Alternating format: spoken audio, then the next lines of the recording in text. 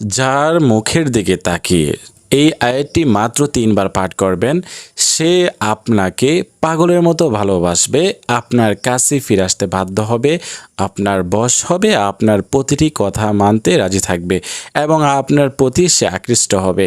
হ্যাঁ, যদি কেউ আপনাকে দাম দেয় না, আপনার কথা শোনে না, আপনার কথা মতো চলে না, আপনার স্বামী যেরকম আপনার স্বামী আপনার কথা শোনে না, আপনার কথা মতো চলে না, আপনার প্রতিটি কথা সে অবাধ্য, তাহলে কি করবেন? আপনার স্বামীর জন্য এই আমলটি করতে পারেন এবং আপনার স্ত্রীর জন্য আপনি আমলটি করতে পারেন। আপনার স্ত্রী আপনাকে ভালোবাসে না, আপনার সাথে কথা বলে না, আপনাকে সময় দেয় না, তো স্বামী স্ত্রী অপরের জন্য করতে পারেন, আবার ভালোবাসা মানুষের জন্য করতে পারেন, প্রিয় মানুষের জন্য করতে পারেন।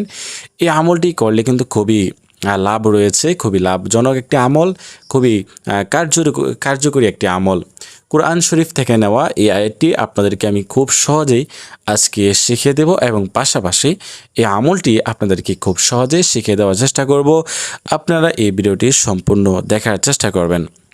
সম্মানিত দিনী ভাই বোনেরা, যারা এই চ্যানেলে নতুন আসছেন, এখনও পর্যন্ত চ্যানেলটি সাবস্ক্রাইব করেন নাই, অবশ্যই চ্যানেলটি সাবস্ক্রাইব করে পাশে থাকবেন। এই চ্যানেলে আরও নতুন নতুন দোয়ার ভিডিও দেওয়া হবে ইনশাআল্লাহ।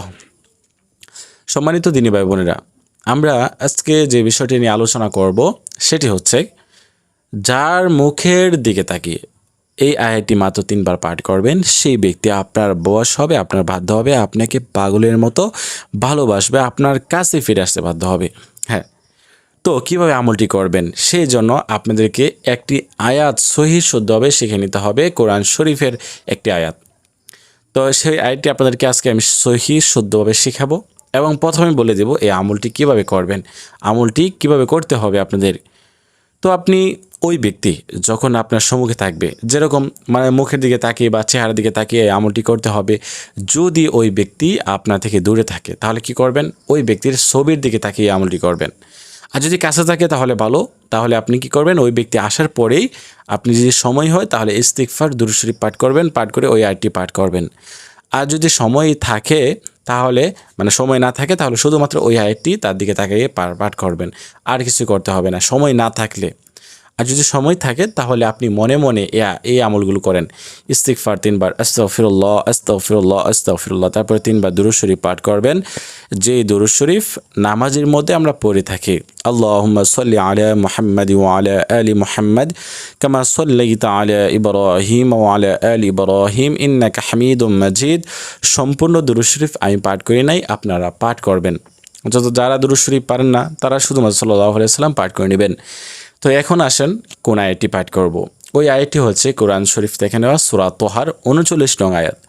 ওয়ালকাইতু আলাইকা মাহাব্বাতাম মিন্নি ওয়ালকাইতু আলাইকা মাহাব্বাতাম মিন্নি ওয়ালকাইতু আলাইকা মাহাব্বাতাম মিন্নি।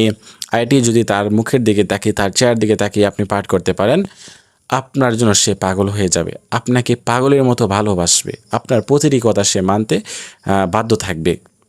তো এই জন্য আপনারা এই আমলটি এভাবে করেন, ঠিক আছে? এই আয়াতটি বিশেষভাবে এই আয়াতটি আপনারা শিখে নেন। এই আয়াতটির দ্বারা আপনি আমলটি করতে পারেন। যদি আপনারা লাগাতার কয়েকদিন পর্যন্ত আমলটি করতে পারেন, আল্লাহ তাআলার রহমতে দুজনের মধ্যে আপনার ভালোবাসা বৃদ্ধি পাবে, একে অপরকে ছাড়া বাঁচবে না। তো এই আমলটি আপনারা প্রিয় মানুষ বা স্বামী স্ত্রীর জন্য আপনারা করতে পারেন। তো আজকের মতো এই পর্যন্তই। আল্লাহ হাফেজ।